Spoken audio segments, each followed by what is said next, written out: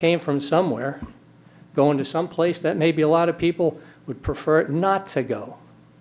So let private industry take care of their own private industry. Don't have the government involved. There is hardly anything anymore that's done without government money. And that's not right. Thank you. Thank you, Mr. Donchez. Borough Manager's Report. I have a request that you mentioned, the grants that we got. We just got it in the email from the library. Oh, okay. Okay, if you can mention Yeah, it. speaking of grants, the Chamber Foundation awarded the library and the borough a $1,000 grant to do a crosswalk improvement from the park to the library. Foundation is private money. Private money. Private money.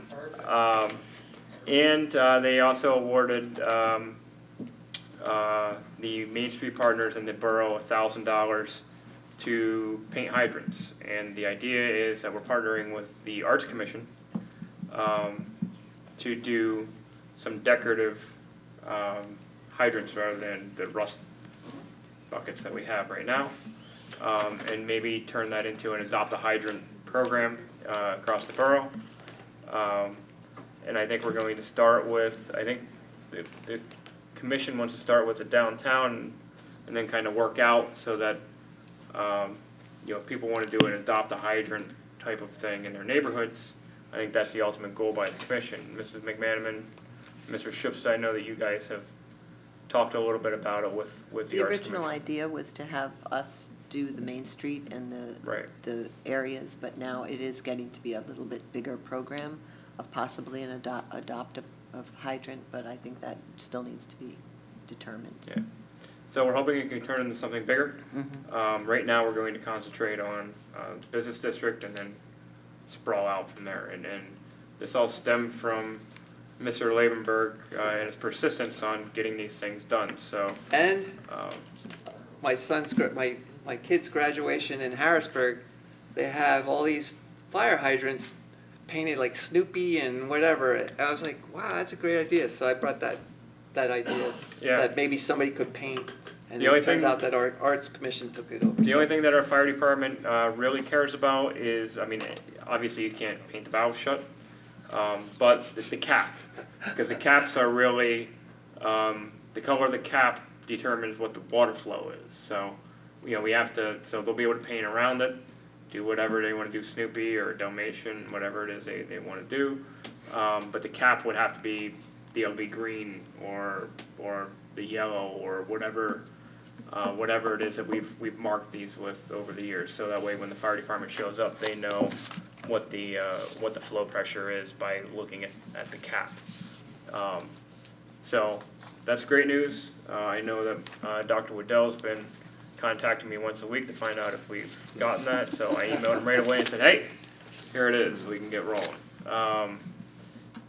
In addition to that, significant revenue and expense items for June are in your iPads.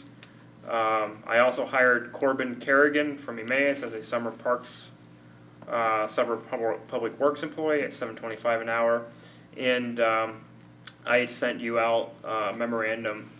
We are excited to have hired Thomas Klosik as our new fire inspector to replace Daniel Sell. Ironically, Danny actually trained him in the city of Allentown as his replacement many years ago. And as the world turns, Danny actually came in and spent a day training him here to take over his position. So Tom has already started inspections. He walked right into a full bore. So we're excited to have him. Hopefully, he's young in his retirement years, so we're hoping we can hang on to him for quite some time.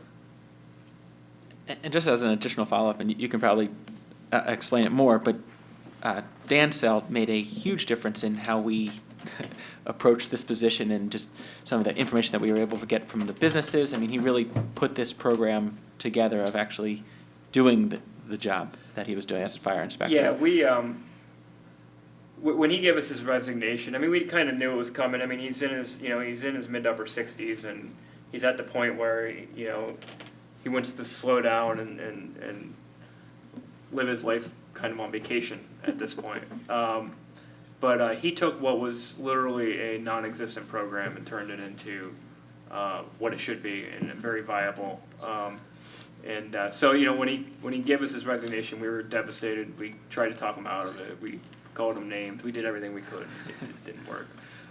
But you know, we're very excited that, you know, the person replacing him is literally his protege. So.